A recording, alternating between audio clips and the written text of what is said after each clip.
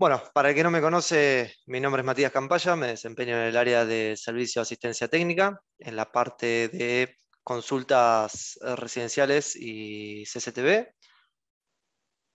donde habitualmente damos cursos y charlas en cuanto a asesoramiento, en cuanto a formación de nuevos instaladores, y en estos últimos tiempos, hace un año y medio a esta época, webinars que nos acercan un poco más a todo el circuito de agentes de todo el país. O sea, por ese lado me parece que está perfecto porque nos ayuda a comunicarnos, a tener una reciprocidad, una charla de ida y vuelta entre ustedes y nosotros. Así que bienvenido sea la metodología esta.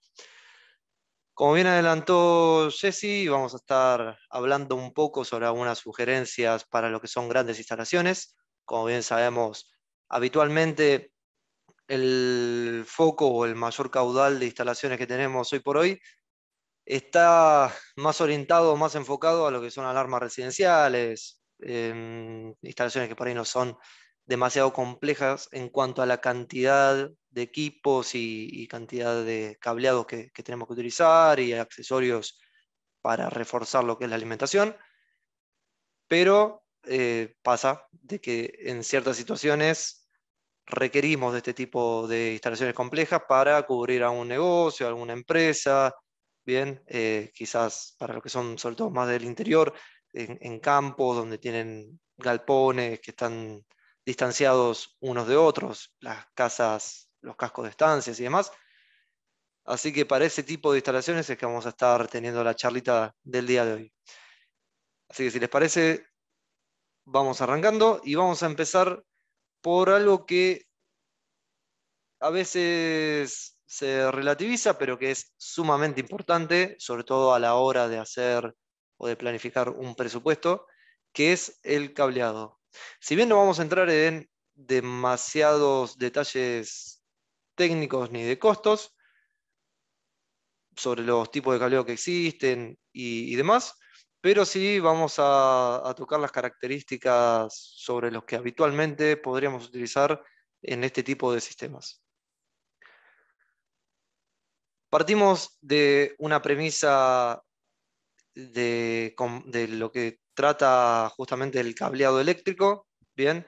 De cómo se conforma la resistencia eléctrica de un cableado, de un conductor, donde tenemos tres patas principales. Una es la conductividad del material, que esto va a estar dado por la composición del mismo. Esto es una característica propia del material con el que está hecho el conductor, el hilo conductor. Puede ser de cobre, aluminio, cobre puro o con aleación. Esto va a dar la característica de qué tan conductivo es ese material o tanta resistencia podría llegar a generar para el paso de la corriente eléctrica. Bien. Otro factor importante es la distancia que va a tener ese cableado. A mayor distancia va a aumentar la resistencia eléctrica. Y la tercer pata sería la sección de ese conductor. A mayor sección, menor va a ser la resistencia. Es decir, que un conductor ideal sería uno que tenga una conductividad muy alta, la distancia sea la más corta posible y su sección sea la mayor posible. Bien, ahí nos vamos a encontrar con un conductor justamente ideal, donde su resistencia eléctrica va a ser la menor. ¿Por qué nos importa el tema de la resistencia eléctrica? Porque a mayor resistencia del cableado, más pérdidas vamos a tener, ¿sí? Mayor caída de tensión vamos a tener, y eso va a ocasionar de que en instalaciones grandes, en instalaciones complejas, nos ocasionen ciertas problemáticas como que los equipos no tengan una buena alimentación, que la señal de MPX se atenúe, bien, caiga por los valores típicos, y esto ocasiona un problema de comunicación entre los diferentes dispositivos, que en la mayoría de los casos lo van a ver sobre todo en los teclados, digamos, en lo más visual que tenemos, en teclados tipo LCD, se puede ver que se cae el backlight del display, por ejemplo, de todo el teclado, que empieza a destellar, a parpadear. Eso es un índice o un indicador muy típico o muy normal ante este tipo de problemáticas. Bien, también pueden llegar a notar que le cueste activar, por ejemplo, que tengan que ingresar varias veces el código o apretar varias veces la tecla de modo para cambiar entre un modo y el otro. Todo eso son diagnósticos de este tipo de fallas o de problemáticas. ¿Qué nos vamos a encontrar en el mercado? A grandes rasgos, porque esto es un mundo inmenso, todo lo que sea cableados, conductores y demás, hay una gran variedad, pero lo que actualmente o habitualmente, mejor dicho, se utiliza en sistemas de alarmas suelen ser estos tres tipos de cableados. Empezamos de izquierda a derecha, donde nos vamos a encontrar con un cable multifilar.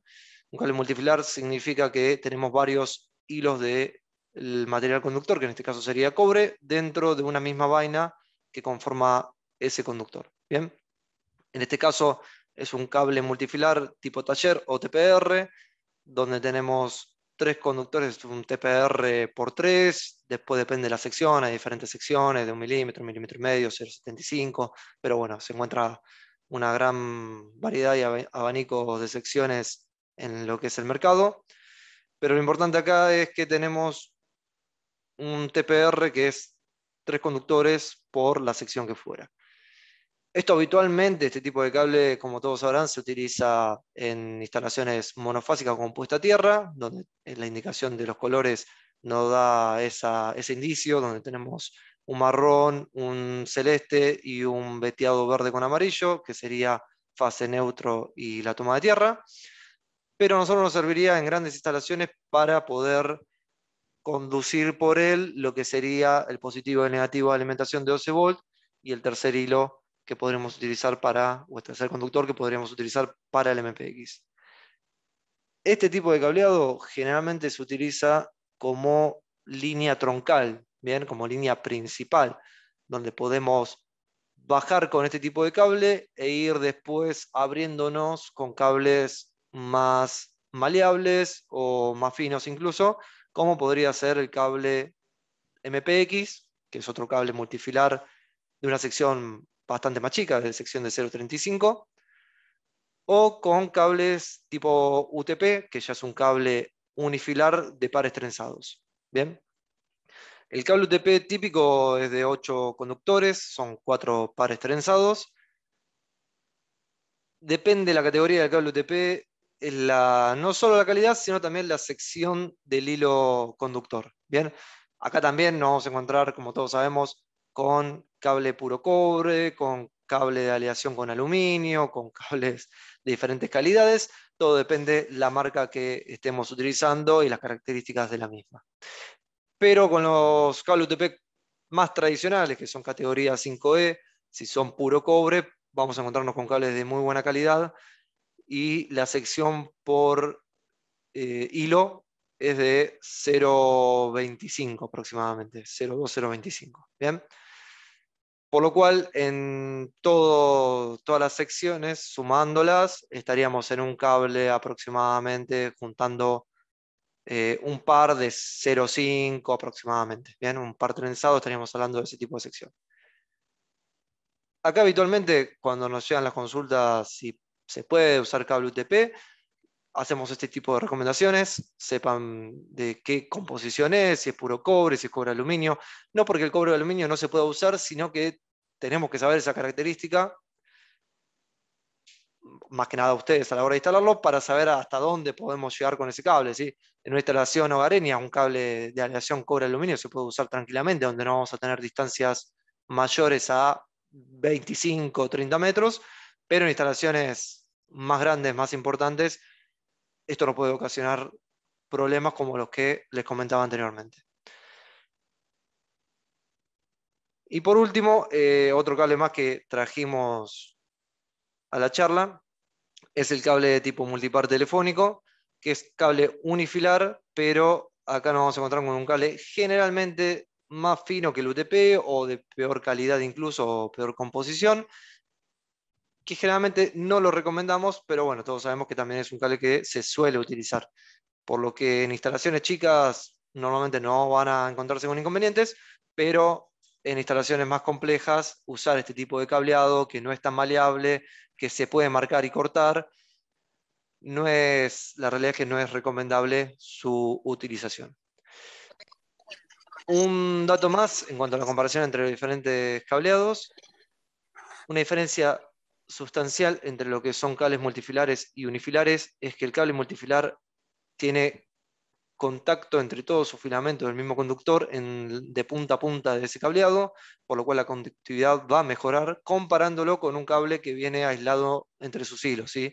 Acá por más que tengamos una sección un poco más grande, tal vez, dependiendo del cable multifilar que utilicemos, tengamos en cuenta que por más que la sección sea mayor, los conductores van a estar aislados entre sí, por lo cual no van a tener un contacto directo, ¿sí? Un contacto de apoyo directamente entre los conductores, sino que lo único que van a estar en contacto van a ser las puntas del cableado entre sus extremos.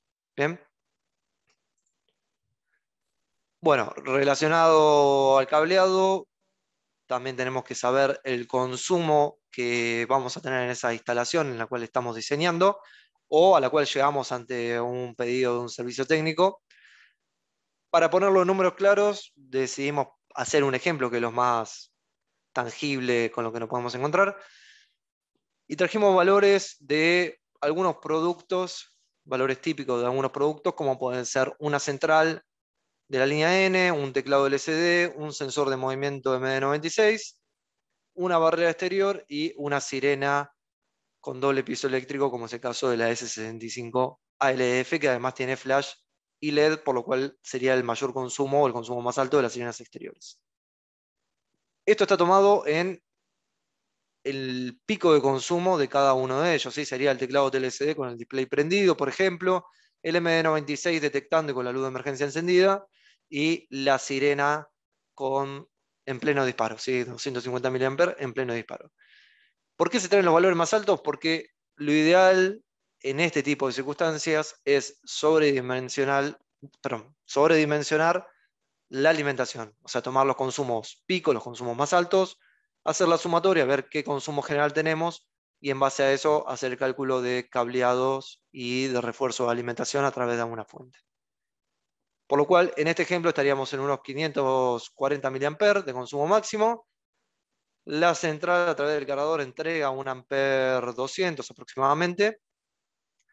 Así que estaríamos con la central sola realmente holgados, no necesitaríamos el respaldo de alguna fuente adicional.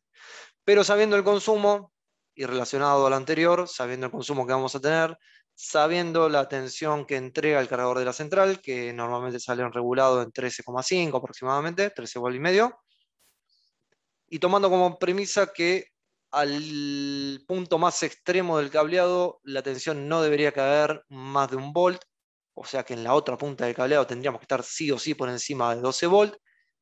Teniendo esa diferencia de potencial, sabiendo el consumo que tenemos, podemos sacar de ahí la resistencia del cableado máximo que podemos tener, y con esa resistencia de cableado máximo podemos salir, estamos acá parados, tenemos la resistencia eléctrica.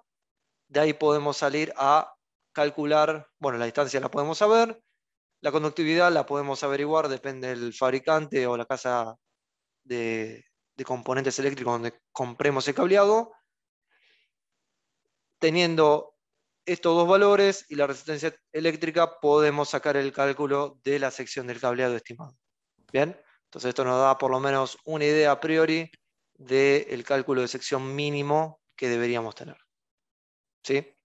Después esto también va a depender del diseño del cableado que hagamos.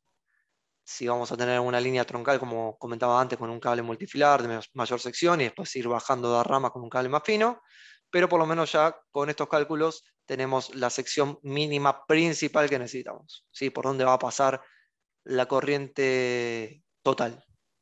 Esto es el ejemplo de siempre, y los que vienen de escuela técnica lo habrán oído más de 1 millón de veces, pero la corriente eléctrica se comporta como una corriente de agua, por lo cual tenemos el tanque, que es la tensión de alimentación, donde está el caudal o el volumen de agua estancado, ¿sí? Ese sería el potencial.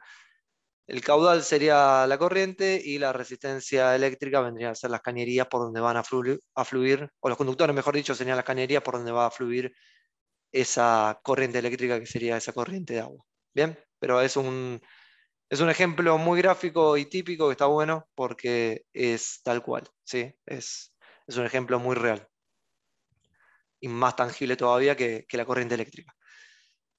Bueno, en cuanto a equipos, no sé si tienen alguna duda hasta ahora, sino igualmente al final de la charla, luego de las preguntitas, vamos a tener un bloque como siempre para despejar las consultas.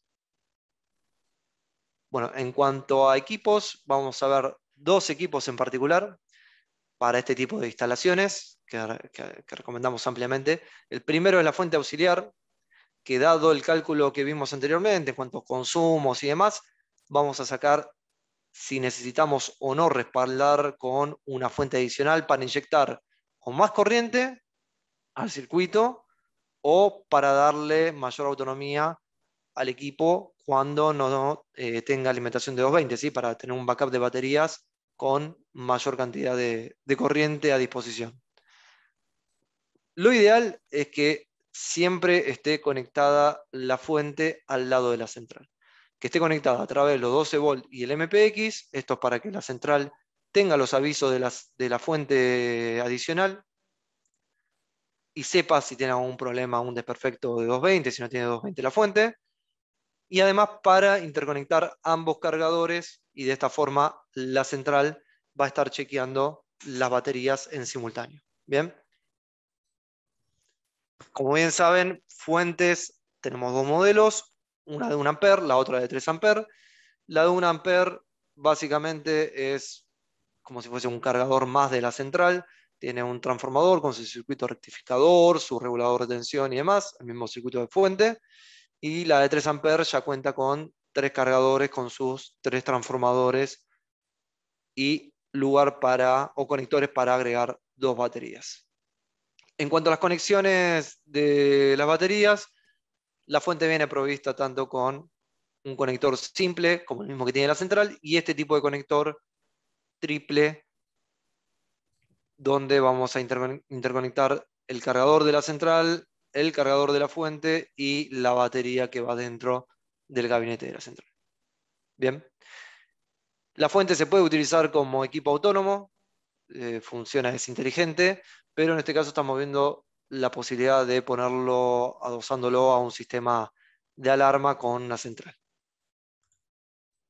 Otro equipo que recomendamos para instalaciones grandes es el Gateway o GW3.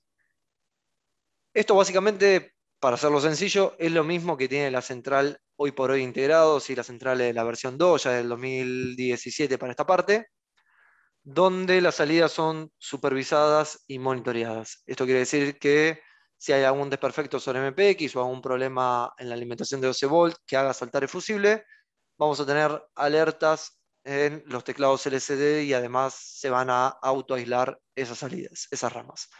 El gateway, como bien les comentaba, es esto mismo que tiene la central, pero externo. Bien, es un equipo que tiene una bornera de conexión de 12 volt y MPX, donde se va a conectar en el sistema. Y por el otro lado, 3 salidas independientes de 12 volt y MPX, protegidas por fusiles de 2 amperes, fusiles más chicos que los de la central, justamente para que si hubiese algún desperfecto a una de esas salidas, saltara primero este fusible que es más chico como protección y no saltara el fusible principal de la central. Bien, es decir, ante cualquier anormalidad en alguna de esas salidas, el primero que va a quemarse o abrirse va a ser el fusible de esa rama en el gateway. Después tiene un buzzer de aviso, un buzzer local para dar avisos de anormalidades. Tiene una tecla de reconocimiento, la cual al presionarlo va a cesar los avisos de ese buzzer.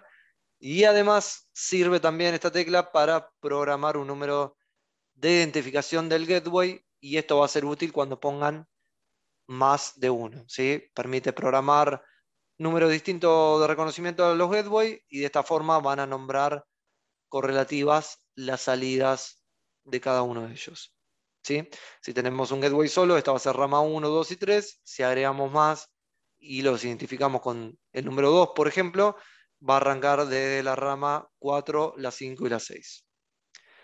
Por acá, como les comentaba, tenemos las salidas por borneras triples, 12 volt y MPX, los fusibles de protección y por detrás de los fusibles LED bicolor rojo-verde, igual que la central, hacen las mismas indicaciones para mostrar el estado normal, que sería encendido en verde parpadeando, o en rojo fijo o rojo en alguna frecuencia de encendido, estaría mostrando algún tipo de anormalidad que podría ser desde un MPX a masa, un MPX a positivo, o la falla de un fusible quemado o abierto. ¿Cómo se instalan o dónde se instalan estos equipos? Bueno, esto es un gráfico simplista, pero sirve para darnos la idea de cómo ubicarlos. La fuente, como bien les comentaba, lo ideal es que esté conectada al lado de la central para que pueda inyectar la corriente desde ese mismo punto. Con un cableado acorde a la instalación, no deberíamos tener complicaciones en lo que es caída de tensión, haciendo los cálculos pertinentes. Podemos salir con un cable de mayor sección y utilizar los gateway para poder independizar, en vez de empalmar, acá independizamos los ramales, porque si fuese un empalme viejo y derecho, si hay alguna normalidad en alguna de estas tres salidas, o estos tres empalmes, o estos tres cableados, mejor dicho, nos estaría anulando todo ese cableado hasta la central. De esta forma, independizamos las salidas, esto puede estar identificado con diferentes sectores, como en el ejemplo, pueden ser galpones, pueden ser pisos de un edificio, físicamente pueden ser diferentes lugares, pero lo importante de esto es que si hubiese algún problema en el sector 1, esto quedaría solamente en este sector, se autoanularía a través del gateway, dejando en funcionamiento todo el resto de los 5 sectores restantes. Bien. Después esto podemos integrarlo también con particiones, no vamos a meternos mucho en el tema en el webinar del día de hoy, pero podemos incluir particiones a esto y tener en un mismo sector compartido dispositivo de diferentes particiones, esto no es una limitante, o también podemos dividirlo en el ejemplo de un edificio en diferentes pisos, una rama por piso, una salida de gateway por piso, y en ese mismo lugar que sea todo la misma partición, entonces nos queda todo totalmente independizado. Si hay algún problema en esta rama, que nos deje sin funcionamiento solamente la partición que corresponde a ese sector y que las otras particiones estén en diferentes ramales, continuando así con el funcionamiento normal del resto del sistema al menos. Bien, hago una pausa antes de las preguntas y les consulto a ustedes si les quedó alguna duda, alguna sugerencia, consulta, pregunta. Lo pueden escribir por el chat o nos levantan la manito, así le podemos habilitar el micrófono.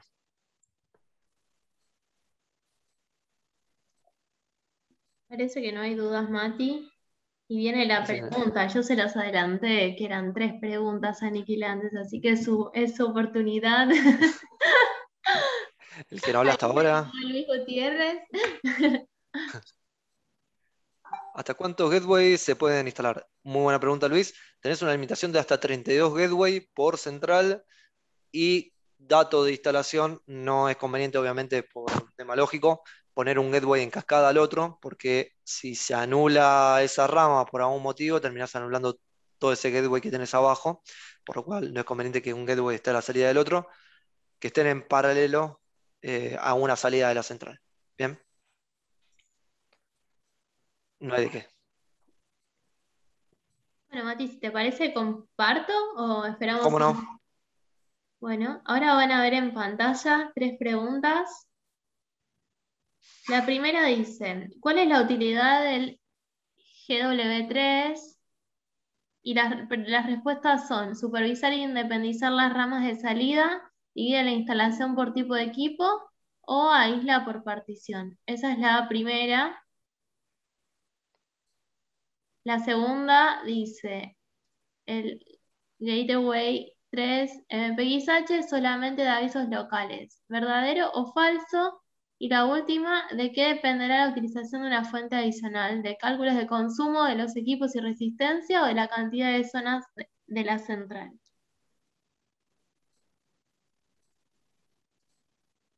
Pueden votar haciendo clic directamente en la pantalla los que están en el celu. Ahí empecé a ver las respuestas, pero no las estaba viendo.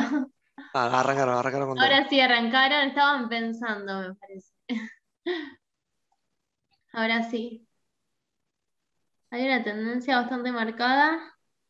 La más competitiva es la segunda, el verdadero o falso, que ahí parece que hay algunos que están dudando. Esa es media capciosa. Esa deciste vos, Jessy, seguramente. Yo no, todavía no aprendí tanto como para. Bueno, guardamos 2 segunditos más, que siguen respondiendo. Y en breve Ahí ya están mismo todos igual, ¿eh? estamos. Sí. Bueno, cerramos ahí la votación. Siguen votando, ¿eh?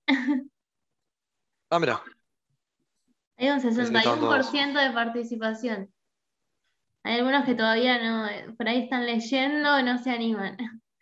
Un Tenés segundito razón, sí. más. Mira, no lo había visto arriba. Bueno, ahí ahora sí quedó estancado, así que cerramos la votación. A ver, Bueno, la pregunta uno. A ver, vamos a escuchar las respuestas de Mati, a ver si son correctas o no. la uno está perfecta. ¿Cuál es la utilización del GW3? Supervisar e independizar las ramas de salidas, sin importar lo que tengamos en esa salida. ¿Sí? Podemos tener sirenas, sensores, mezclado con teclado, mezclado con algún comunicador, por ejemplo. Muy bien ahí porque todos respondieron con la respuesta correcta. El GW3 MPXH solamente da avisos locales. Esto era un poco capcioso porque habría que definir qué es local. Si es local en el mismo equipo, como bien vimos, tiene un buzzer, pero más allá de dar aviso a través de ese buzzer, si tenemos algún teclado LCD, vamos a poder visualizar en el teclado LCD con la frase o la leyenda correspondiente a la falla, ¿sí? Como les comentaba en la charla, puede ser desde un corto MPX a masa, un corto MPX a positivo, o algún problema de fusible, ¿sí? de apertura de fusible por fundición. Y la última, ¿de qué dependerá la utilización de una fuente adicional?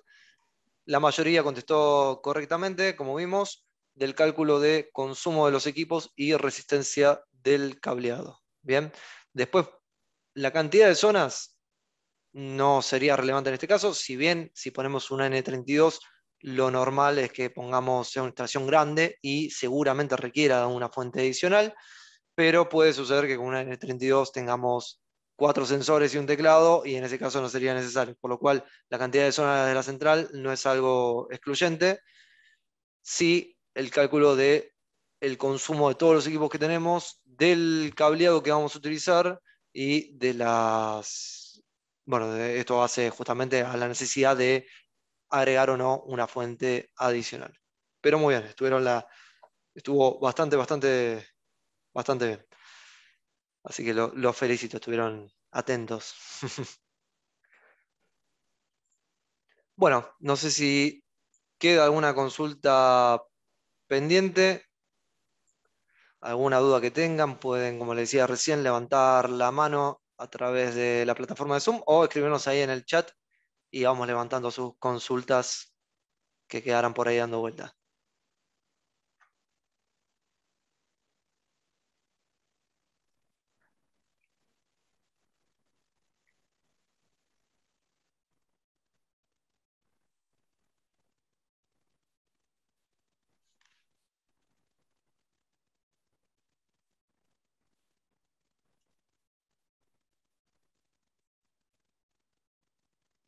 Tengo miedo con la pregunta de Ernesto porque vino cuotas.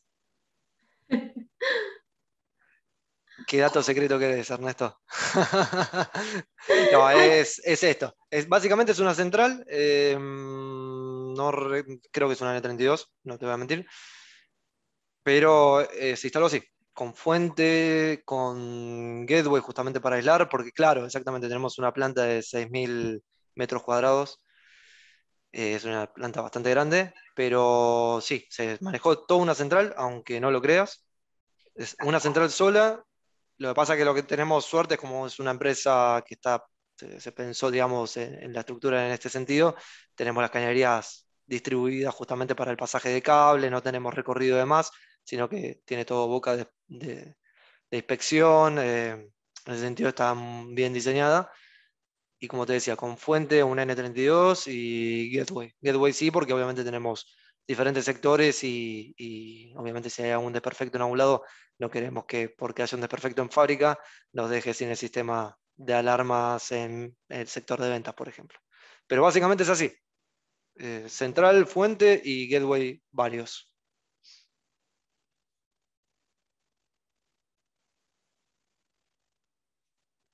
Particiones también, sí. Sí, particiones también porque tenemos diferentes horarios de ingresos también, diferentes lugares.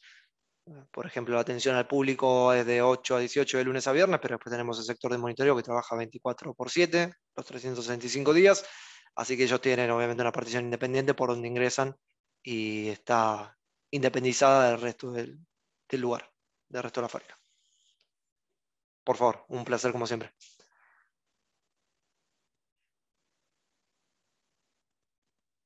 Bueno, no sé si algún otro tiene alguna duda, consulta.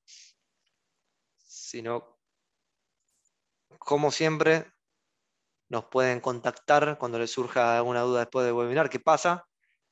Se pueden comunicar a los números que ya deben tener la mayoría, pero no viene mal refrescarlos. El primero es el WhatsApp de Servicio de Asistencia Técnica del área residencial, que es más 54 911 33 98 6731. El número institucional de fábrica 011 41 14 9900 y el mail del sector que es sat@x-del medio28.com. Bueno, no sé Jessy vos, pero de mi parte me queda solamente ni más ni menos que agradecerles a todos por la presencia, por estar e invertir este tiempito, estos 40 minutos en medio de una jornada, en estos horarios que sabemos que siempre son un poco complicados, pero bueno, creo que 40 minutos está bueno invertirlos en actualizar conocimientos en algunos casos, adquirir nuevos conocimientos y poder tener una charla amena más allá del teléfono y la urgencia de resolver algún inconveniente. Está bueno generar estos espacios para tener algún debate también y algún ida y vuelta entre todos. Así que muchas gracias a todos, gracias también a los que pudieron participar y nos estaremos viendo nuevamente el mes que viene seguramente con un nuevo webinar. Así que será hasta la próxima. Felicidades a todos y que tengan un buen término de jornada. Abrazos.